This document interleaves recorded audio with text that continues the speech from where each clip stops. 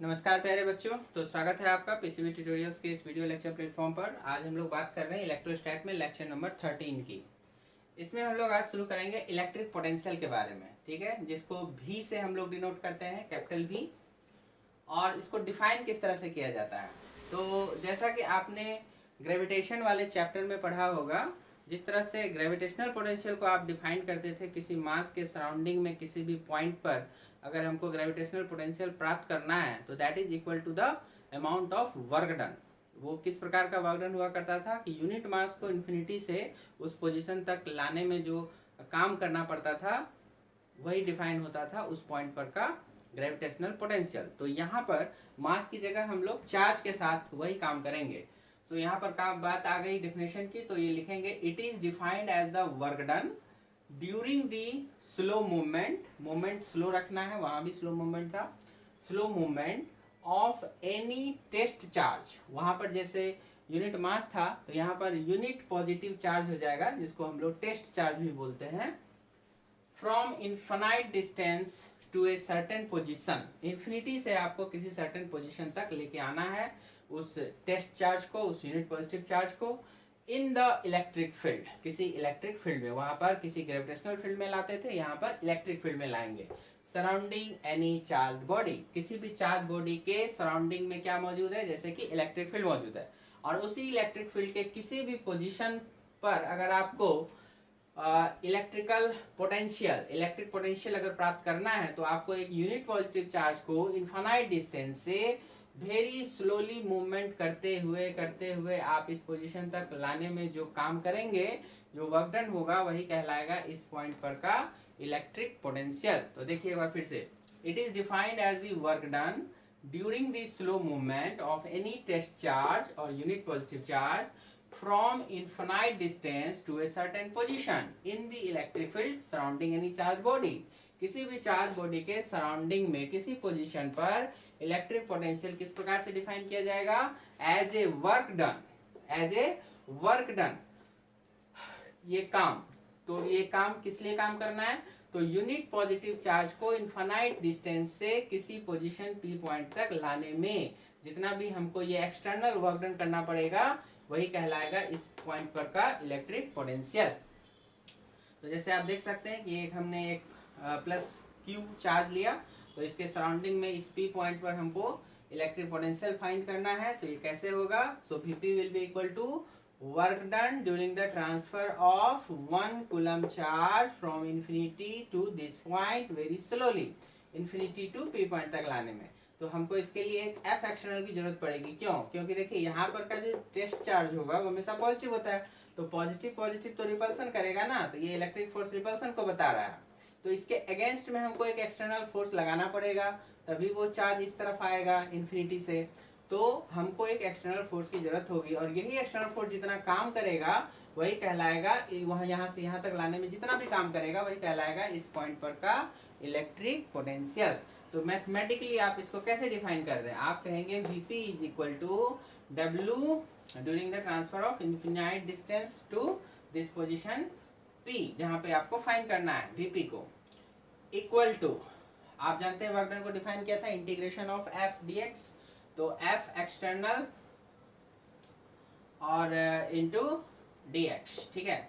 तो इस तरह से F एक्सटर्नल इंटू dx इस तरह से आप रखिए, और कहां से कहां, इन्फिनिटी से इस पोजीशन R तक, ठीक है, ये चीज हो गया। तो आप यही F एक्सटर्नल किसके बराबर होगा, F के बराबर होगा। जितना भी ज्यादा इस, मान लो कि अभी ये x पोजीशन पर है, x डिस्टेंस पर है, ओके, और dx आपने इसको मोमेंट दिया हुआ है, तो यहाँ पर जो F एक्सटर्नल की जरूरत होगी वो किसने के बराबर होगी, इसी इलेक्ट्रिक फोर्स के बराबर। तो वही हमने Fe और इंटू dx को रखा, तो Fe dx cos 180 डिग्री हो गया। और फिर आप अब इसको सॉल्व करो, क्यों 180 डिग्री लिया, देखिए ध्यान से, F इलेक्ट्रिक फोर्स उस तरफ जा रहा है, डिस्प्लेसमेंट आपको इस तरफ लाना है, इन्फिनिटी से इस तरफ लाना है, तो dx का डायरेक्शन हो जाएगा इस तरफ, और इलेक्ट्रिक फोर्स का डायरेक्शन हो गया उस तरफ, ठीक है। तो यहाँ पे ये थोड़ा सा ध्यान रखेंगे कि इलेक्ट्रिक पोटेंशियल जो Vp आप यहाँ पे फाइंड कर रहे हैं वो होगा उस वर्क डन के बराबर, जो यहाँ पर जैसे ये F एक्सटर्नल जितना वर्क डन करेगा उतना ही वर्क डन Fe के द्वारा भी होगा, है ना, इलेक्ट्रिक फोर्स के द्वारा भी होगा। तो वही इलेक्ट्रिक फोर्स के द्वारा जो वर्क डन होगा वही कहलाएगा इस पॉइंट पर का इलेक्ट्रिक पोटेंशियल मैथमेटिकली अगर देखा जाए तो ये हो गया Fe into D x. Fe हो गया, अब डॉट प्रोडक्ट होता है तो Fe इंटू डी एक्स का Fe dx और Fe और ds के बीच का एंगल आपको देखना पड़ेगा। तो Fe हो गया इस तरफ, प्लस प्लस है तो रिपल्सन ही होगा ना, और dx जो कि इस तरफ आप ला रहे थे तो वो 180 का एंगल बन रहा है। तो 180 cos 180 होता है -1। तो आपको ये चीज पता है, cos 180 इज -1, तो उसको -1 को हमने यहाँ पे रख दिया, और Fe और dx, और लिमिट हम लोग रखेंगे इन्फिनिटी से r, क्योंकि इन्फिनिटी पोजीशन से इस पोजीशन तक लाना है, तो यहाँ इन्फिनिटी से r, ओके, ये चीज चलाएगा। और उसके बाद फिर आप ये देखो cos 180 का माइनस बाहर आ गया, Fe dx इन्फिनिटी से r हो गया। अब Fe की वैल्यू अब जान रहे हैं, इलेक्ट्रिक फोर्स ऑफ रिपल्सन जो था कूलम्ब्स लॉ से 4πε0 q इंटू, और वो था 1 यूनिट का चार्ज, तो q into 1 divided by x square, इस तरह से होगा, इंटू dx इन्फिनिटी से r। तो ये हो गया माइनस इतना, है ना। तो कैलकुलेशन देख सकते हैं।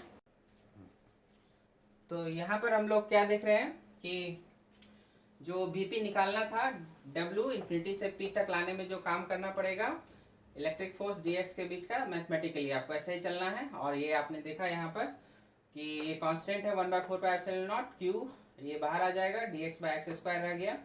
अब 1/x² का इंटीग्रेशन देखिए हमने साइड में क्या हुआ है, 1/x² का इंटीग्रेशन आप देखिए, x का स्क्वायर है ऊपर चला जाएगा तो -2, फॉर्मूला लग जाएगा x⁴n वाला इंटीग्रेशन वाला फॉर्मूला, तो -2 + 1 डिवाइड बाय -2 + 1, सो बन गया x⁻−1 divide by -1, so -1/x, simple है।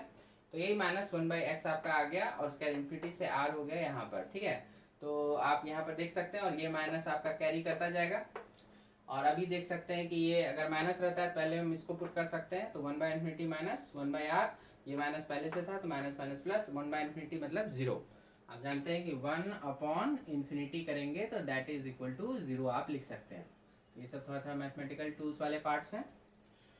तो ये चीजें यूज हो गई, और फिर आपका जवाब आ गया q/4πε0r। जो आप ठीक से अगर आप देखिए तो इसका मतलब Vp आपको क्या मिला है, 1/4πε0 इंटू q/r, है ना।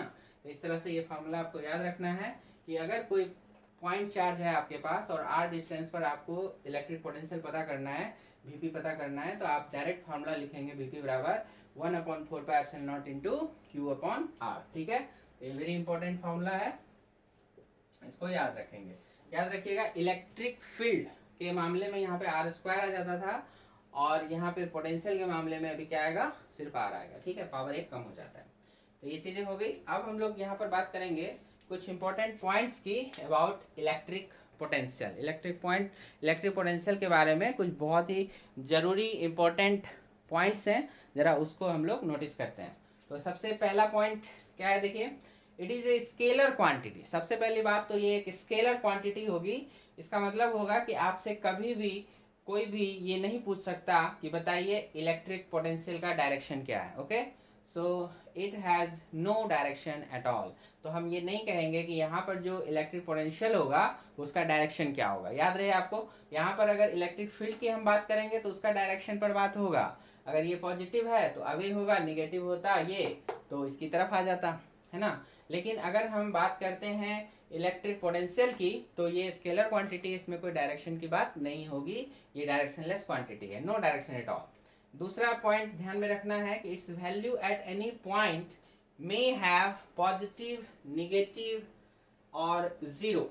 इसकी जो वैल्यूज है, आपको इलेक्ट्रिक पोटेंशियल की वैल्यूज आप जब क्वेश्चन सॉल्व करोगे तो आपको इसकी वैल्यूज जब आप सॉल्व करोगे तो किसी पोजीशन पर इसकी वैल्यू पॉजिटिव भी दिखाई देगी, किसी पोजीशन पर निगेटिव भी दिखाई देगी, और कहीं कहीं पर जीरो भी दिखाई देगी।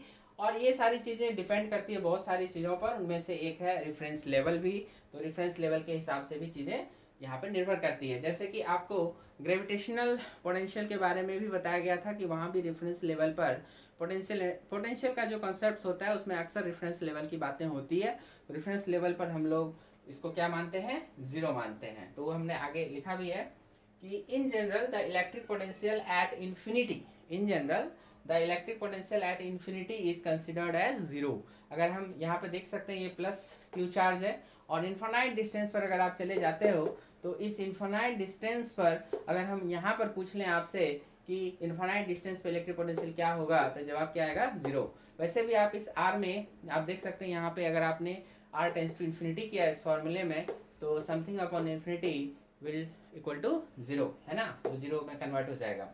सो हम कह सकते हैं in general the electric potential at infinity is considered as 0।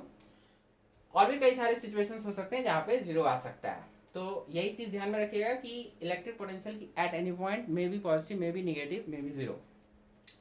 चलिए, अलग अलग कंडीशन में अलग अलग वैल्यू होगी। The sign of electric potential will be positive due to positive charge. जैसे यहाँ पे ये पॉजिटिव चार्ज हुआ और इसकी वजह से आप इस पूरे सराउंडिंग में अगर कहीं भी आप इलेक्ट्रिक पोटेंशियल की वैल्यू खोजते हैं तो वो पॉजिटिव ही आएगी। आप देख सकते हैं इस फॉर्मूले में कहीं भी कोई निगेटिव टर्म है ही नहीं, तो ये पॉजिटिव है तो पॉजिटिव ही आएगा। ओके, और ऑटोमेटिकली अगर ये निगेटिव होता तो ये अपने आप निगेटिव भी आ जाता। तो वही हमने लिखा है, the sign of electric potential will be positive due to positive charge and similarly will be negative due to negative charge. अगर कोई निगेटिव चार्ज यहाँ पे होता तो फिर अपने आप ये वीपी क्या हो जाएगा, निगेटिव साइन के साथ आएगा। ओके, ये ध्यान में रखिएगा। तो मतलब यही है कि पॉजिटिव चार्ज की वजह से electric potential positive, negative charge की वजह से electric potential negative. Okay, the difference between the electric potentials at 2 points. अगर किसी, जैसे हमने पी पॉइंट लिया, ऐसा ही कोई दूसरा पॉइंट क्यू हो सकता था, तो वहां भी कुछ इलेक्ट्रिक पोटेंशियल आता। तो 2 पॉइंट के बीच का इलेक्ट्रिक पोटेंशियल का डिफरेंस अगर बात करते हैं, तो the difference between the electric potential at 2 points is known as electric potential difference. उसको हम लोग अक्सर डेल्टा वी से दिखाते हैं। ओके, अब जैसे पी पॉइंट है, क्यू पॉइंट है, तो डेल्टा वी आप लिख सकते हैं वीपी माइनस वी क्यू या वी क्यू माइनस वीपी, जैसा आपको बोलेगा उस तरह से हम लोग लिख सकते हैं, but they are denoted with delta V sign. Okay, free positive charge अगर कोई होता तो याद रखिएगा, free positive charge has tendency to move from high potential. Free positive charge has tendency to move from high potential. High potential को हम लोग positive sign से दिखाते हैं, considered as positive, to low potential and low potential considered as negative. ये याद रखिएगा। ये जरूरी नहीं है कि निगेटिव पोटेंशियल का मतलब हो गया कि वहां पर कुछ माइनस में ही होना चाहिए, ऐसा नहीं है। जैसे मान लीजिए एक पॉइंट पर पोटेंशियल है 10 वोल्ट, दूसरे पॉइंट पर है 5 वोल्ट, दोनों पॉजिटिव ही है, लेकिन 10 वोल्ट वाला हाई पोटेंशियल कहलाएगा और 5 वोल्ट वाला लो पोटेंशियल कहलाएगा। ठीक है, तो लो पोटेंशियल को हम लोग अक्सर निगेटिव साइन से भी दिखा देते हैं और हाई पोटेंशियल को अक्सर पॉजिटिव साइन से दिखाते हैं। ये साइन की बात है।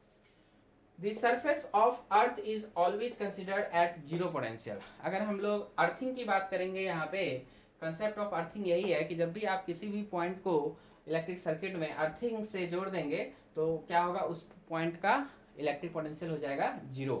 और ऐसा होता है ड्यू टू अर्थ के बहुत ही बड़े लार्ज साइज की वजह से इसकी कैपेसिटी चूंकि बहुत ज़्यादा हो जाती है, ऑलमोस्ट टेंड्स टू इन्फिनाइट, और उसकी वजह से वहाँ पर जो पोटेंशियल आता है वो 0 आता है। तो उसकी चर्चा हम लोग बाद में कैपेसिटर वाले टॉपिक में डिटेल में देखेंगे कि अर्थ के सरफेस की पोटेंशियल 0 क्यों होती है। फिलहाल आप इन पॉइंट्स को अच्छी तरह से समझ लेते हैं यहाँ पे। ठीक है, तो चलिए इतना कर लीजिए अच्छे से, फिर आगे देखते हैं।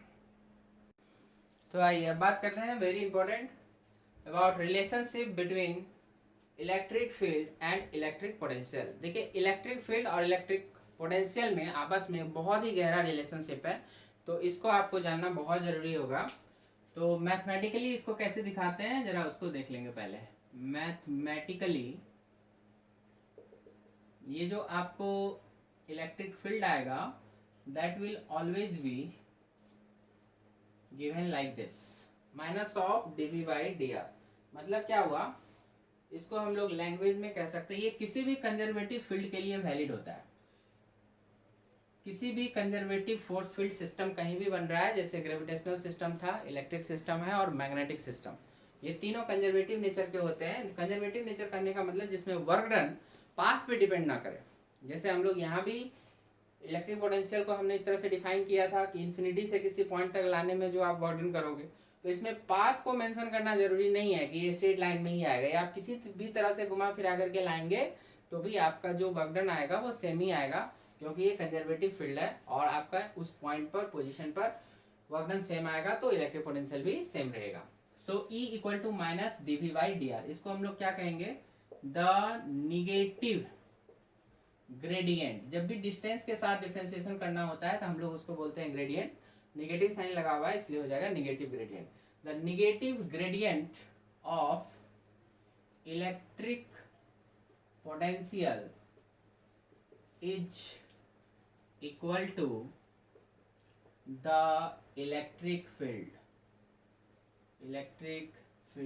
वैल्यू, इस तरह से कह सकते हैं।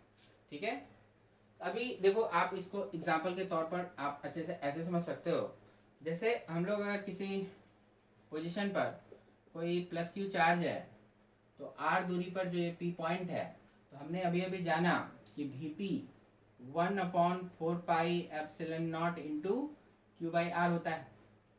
तो जरा इसको डिफ्रेंशिएट करके देखा जाए, ठीक है, dv by dvp by dr करके देखा जाए क्या आता है। तो डिफ्रेंशिएशन आप इसका करेंगे, कांस्टेंट है 1/4πε0, कांस्टेंट है, बाहर आ गया, q भी बाहर आ गया। एक्चुअली आपको d by D are of 1/r करना है, इसे है क्या। तो 1/r का डिफ्रेंशिएशन क्या होता है, 1/r का differentiation d by D are of 1/r चाहिए मुझे। ठीक है, कैसे निकालते हैं, डिफरेंशिएशन के रूल को ले जाएंगे, r की पावर -1 ऊपर लेके जाओ, और फिर आपका हो जाएगा -1 इधर, और फिर r -1 मतलब -1/r²। ठीक है, x की पावर n का डिफरेंशिएशन का फॉर्मूला यूज किया, अगर आप भूल गए हो तो d by D X of x की पावर n x की पावर n-1 सिंपल है, इसको हम यूज करेंगे, वो आ जाएगा। सो -1/r², तो -1/r² का माइनस ले लिया मैंने, 1/4πε0 क्यू था ही, बाकी वो 1/r², तो ये रहा। ठीक है, अभी आप गौर से देखो तो इस माइनस को अगर मैं इसके साथ एडजस्ट करूं तो 1/4πε0 Q by r² is minus of dvp by dr हो जाएगा क्या, ये माइनस अगर मैंने इसके साथ एडजस्ट किया तो ऐसा लिख सकते हैं। और आप गौर से देखिए ये वैल्यू क्या थी इस पोजीशन पर, अगर मैं आपसे इलेक्ट्रिक फील्ड पूछूं इस पोजीशन पर, तो क्या ये फार्मूला नहीं आ जाएगा, 1/4πε0 Q by r²। So this is nothing but the electric field at this position P। तो आप समझ सकते हैं कि EP बराबर क्या हो गया, minus of dvp by dr। इसका मतलब EP बराबर minus of dvp by dr। तो ये काफी ज्यादा इंपॉर्टेंट रिलेशनशिप है जो आपको याद रखना है। अब इसमें हम लोग क्या एक जनरल बात ध्यान में रखेंगे कि इलेक्ट्रिक फील्ड जो होता है वो एक वेक्टर क्वांटिटी है, और इलेक्ट्रिक पोटेंशियल जो है वो एक स्केलर क्वांटिटी है। तो यहाँ पर ये जो रिलेशनशिप आपको दिया हुआ है ये सब मैग्नीट्यूड के लिए ही दिया हुआ है, इसमें डायरेक्शन वाली कोई बात यहाँ पर नहीं होगी। ठीक है, तो इलेक्ट्रिक फील्ड में डायरेक्शन कैसे निकालते हैं आपने पहले पढ़ा हुआ है, और पोटेंशियल में डायरेक्शन की कोई बात ही नहीं होती। तो जब आप एक साइड में E लिखे हैं इसका मतलब मैग्नीट्यूड ऑफ इलेक्ट्रिक फील्ड, और ये हमेशा पॉजिटिव आएगा। और यहाँ पर ये माइनस दे करके कंफ्यूज नहीं होइएगा, ये माइनस लगने के बाद और डिफरेंशिएशन होने के बाद आपको ये ओवरऑल पॉजिटिव ही आएगा। इनफैक्ट कहा जाए तो पॉजिटिव बनाने के लिए ही यहाँ पे ये माइनस लगाया जाता है। ठीक है, जो आप प्रॉब्लम्स करोगे तो फिर वहाँ आपको ज़्यादा डिटेल में समझ में आएगा। सो इस तरह से आपको एक एग्जाम्पल के थ्रू यहाँ पर दिख रहा है। ओके, तो यहाँ पर मैं और भी यहाँ पे एक बात बता दूँ, जो ग्रेविटेशन वाले टॉपिक में भी हमने डिस्कस किया है, तो वो क्या कि अभी इसको वेक्टर के फॉर्म में, जैसे चूंकि इलेक्ट्रिक फील्ड तो वेक्टर क्वांटिटी है, तो इलेक्ट्रिक फील्ड आपका वेक्टर क्वांटिटी है लेकिन पोटेंशियल तो स्केलर है, तो इसको किस तरह से आप लिख पाएंगे, तो नोट करके आप यहाँ पे रखिएगा इन वेक्टर फॉर्म, बहुत इंपॉर्टेंट है ये भी। जैसे इलेक्ट्रिक फील्ड कहीं पर है अगर वेक्टर फॉर्म में, तो वो EXI EYJ और EZK के रूप में लिखा जाएगा, है ना, किसी भी पोजीशन पर। लेकिन जो पोटेंशियल है वो आपको VXI VYJ ऐसा करके नहीं लिखा जाएगा। मतलब ये कहने का मतलब हुआ VXI VYJ VZ के इस फॉर्म में आपको वो कभी नहीं मिलेगा, ये रॉन्ग हो जाएगा। ठीक है, वो आपको नॉर्मली XYZ का फंक्शन मिल जाएगा, XYZ का फंक्शन। अब जैसे आपको मिल सकता है 3x - 2y + z², ऐसा कुछ भी एट एनी पॉइंट, आपको पॉइंट का मतलब जैसे कि उस पॉइंट का कोऑर्डिनेट XYZ हो गया, तो इस तरह से आपको वो मिल सकता है। ठीक है, ऐसे कुछ दिया हुआ रहेगा। तो इनमें और इनमें कैसे आप रिलेशन निकालोगे, तो बहुत सिंपल है, ध्यान रखिएगा। तो इस केस में जो रिलेशन आएगा, जो आपको EX लिखना होगा, तो -(dV(XYZ) जो भी वो दिया हुआ है, ठीक है। अगर सिर्फ एक्स में दिया हुआ है तो एक्स में ही रखेंगे, वाई में दिया हुआ है सिर्फ तो वाई में भी एक्स वाई जेड मिला के दिया हुआ तो मिला के रखें, जैसा दिया हुआ रहेगा क्वेश्चन में वैसा आपको रखना है। ओके, और फिर आपको यहाँ पे देखिएगा ये आपको एक्स के लिए निकालना है तो आप इसको एक्स के साथ डिफ्रेंशिएशन करेंगे। तो यही क्या कहलाया, पार्शियल डिफ्रेंशिएशन। ठीक है, पार्शियल डिफ्रेंशिएशन ऑफ पोटेंशियल जो कि एक्स वाई जेड का फंक्शन है, पार्शियल डिफ्रेंशिएशन ऑफ पोटेंशियल और विथ रिस्पेक्ट टू एक्स। तो ये आपको ई एक्स की वैल्यू देगा। इसी तरह से ई वाई क्या होगा, D of V X Y Z D Y हो जाएगा, है ना। ये हो गया partial differentiation of potential with respect to Y. और ई जेड आप फिर निकाल सकते हैं, D V X Y Z with respect to Z. ठीक है, ये हो जाएगा with respect to Z. Z मतलब पार्शियल डिफरेंस। पार्शियल डिफरेंशिएशन क्या होता है, इसमें जैसे जब आप इसको डिफरेंशिएट करने के लिए जाते हैं तो क्या होता है कि आप सिर्फ इसको एक्स के रिस्पेक्ट में डिफरेंशिएट करेंगे, keeping Y and Z as a constant. जब आप ऐसा वाला ऑपरेशन करेंगे तो इसका मतलब आपको जहां पर भी टर्म आएगा dy बाय dx का या dz बाय dx का, ये सारे टर्म हो जाएंगे जीरो।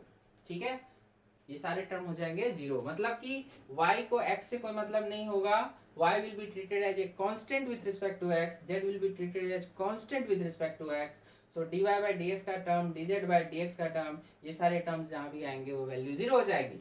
जब आप पार्शियल डिफरेंशिएशन करेंगे y के रिस्पेक्ट में तो dx by dy और dz by dy मतलब x और z y के रिस्पेक्ट में कांस्टेंट ट्रीट होंगे और इस वजह से इनका डिफरेंशिएशन जीरो हो जाएगा। और उसी तरह से जब आप z के रिस्पेक्ट में करेंगे तो dx by dz और dy by dz ये वैल्यूज क्या हो जाएंगे, वहां पर जीरो हो जाएंगे। जैसे हमने यहाँ पे एग्जांपल में एक लिया, जैसे हमने v लिया ऐसा, तो हमको इस पोजीशन पर इलेक्ट्रिक फील्ड अगर निकालना हो तो देखिए इसी को हम लोग जैसे यहाँ पर ऑपरेट करें अब इसी केस में, तो v हमको दिया हुआ है।